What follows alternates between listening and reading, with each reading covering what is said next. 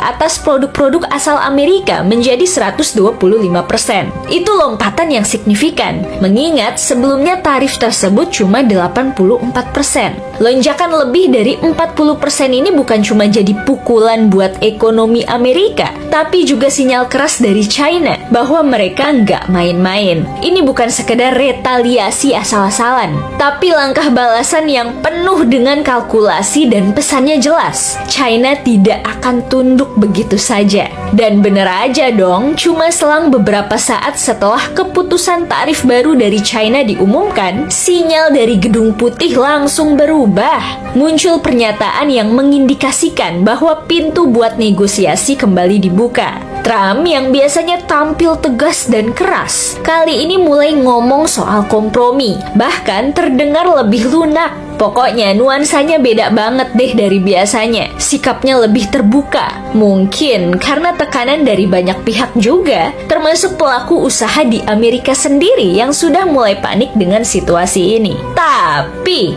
tentu aja gaya khas Trump gak sepenuhnya hilang. Lewat Levitt, dia masih ngirim sinyal ancaman terselubung.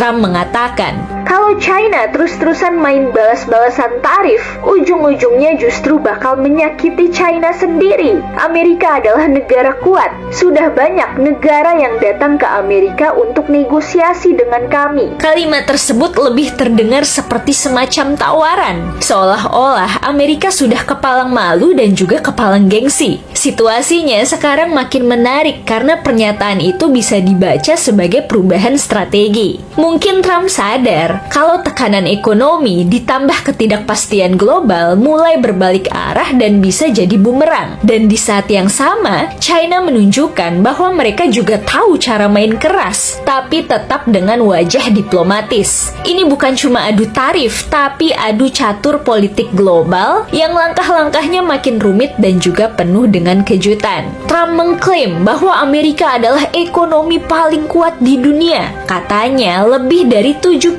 negara sudah menghubungi Trump buat bikin kesepakatan dagang. Tapi di balik semua klaim tersebut, data menunjukkan bahwa tekanan dari perang dagang ini mulai dirasakan juga di dalam negeri. Sebuah laporan dari Federal Reserve menyebutkan bahwa sektor manufaktur Amerika mulai melambat karena ketidakpastian dagang. National Retail Federation juga sempat merilis laporan kalau kenaikan tarif bikin harga barang naik hingga 17% untuk beberapa sektor penting. Belum lagi tekanan dari sektor pertanian yang mulai kehilangan pasar ekspor utamanya ke China. Jadi kalau Trump mulai melunak, ya wajar aja sih, karena kalau diteruskan, ekonomi Amerika akan dipastikan kena imbasnya. Di sisi